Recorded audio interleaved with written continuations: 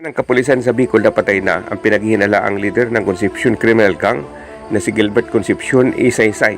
Mula mismo sa pahayag ni Bicol Acting Regional Director Police Brigadier General Andre Dizon, ang ulat nangyari ang pagkakapaslang kay sa leader ng nasabi ng grupo doon sa barangay San Martin de Porres, Parañaque City.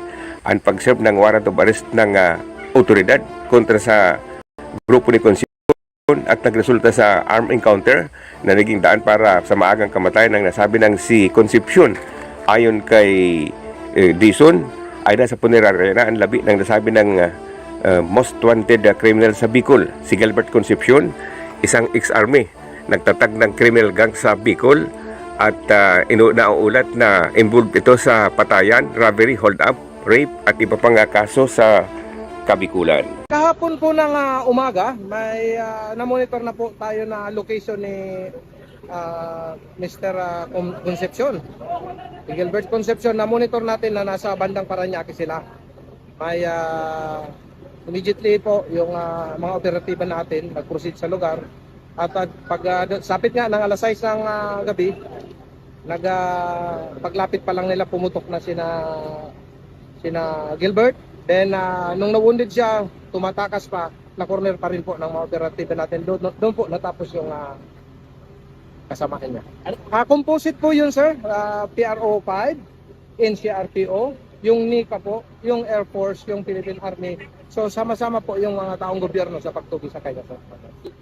Papalipat-lipat siya base sa mga intelligence report po kuan siya, sir, on the run. Matagal po, ma'am, taon po nating inoperate siya, ma'am. Taon po. So nagkataon na dito na po, kahapon na po nagtapos yung kanyang notoriety, yung kanyang nagiging criminal po. Si Concepcion ay mayroong patong na 1 milyon sa kanyang ulo sa ikakadakip at ikamatay na sabi ng gang leader ng Kabikulan. Iyan ang ulat sa Bunyog, Bicolandia. Ako si Kabunyog, Ernie Marfil.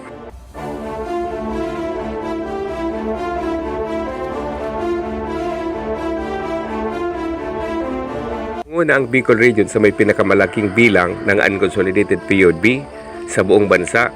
Sa datos ng LTFRB noong Enero 19, 2024, nasa 1,767 na mga ruta o jeep ang hindi pa nakakapag-consolidate para sa POB modernization, na kung saan 451 dito ang mula pa sa Bicol, ang unconsolidated, samantalang 320 naman ang unconsolidated mula pa sa Metro Manila.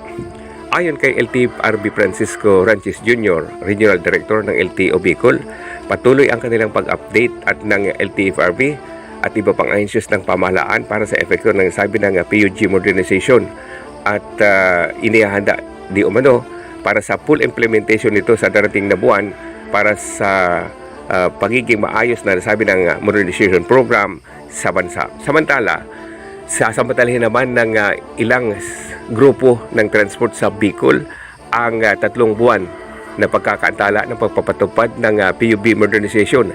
Si Mr. Avila, isang leader ng transport sa bayan ng Kalabangan, nagpahayag na magkakandak sila ng serye ng kilos protesta para sa nasabi ng PUB modernization program ng pamahalaan. Maliban dito, magsasagawa di umano sila ng isang karaban na kung saan lilibot ang nasabi ng karaban sa Kabikulan at maghihikayat sa iba pang transport group na sumama sa kampanya kontra sa modernization ng PUB sa bansa.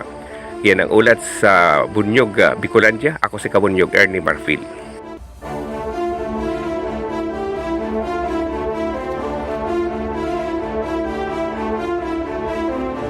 Sa 900,694 na pamilya sa Camarines Sur ang napapabilang sa waitlisted ng Pantawid Pamilyang Pilipino Program for Peace ng Department of Social Welfare and Development Office, DSWD, matapos na maantala ang pagpaparehistro sa mga bagong benepisyaryo ng programa.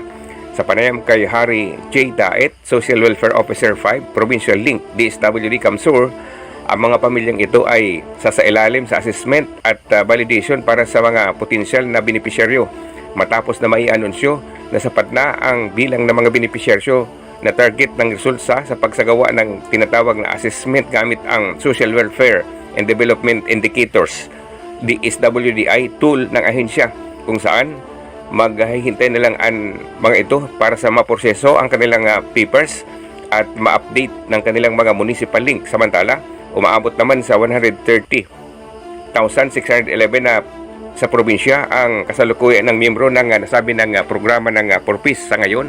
Ayon pa sa opisyal, aantayin na lang nila na matapos ang proseso ng nasabi ng mga papeles bago pa pasunod ang nasabi ng project sa bagong beneficiary nito sa Camarines Sur. Ang Camarines Sur ay isa sa mga maraming miyembro ng Purpose sa Bicol na naitala ng DSWD.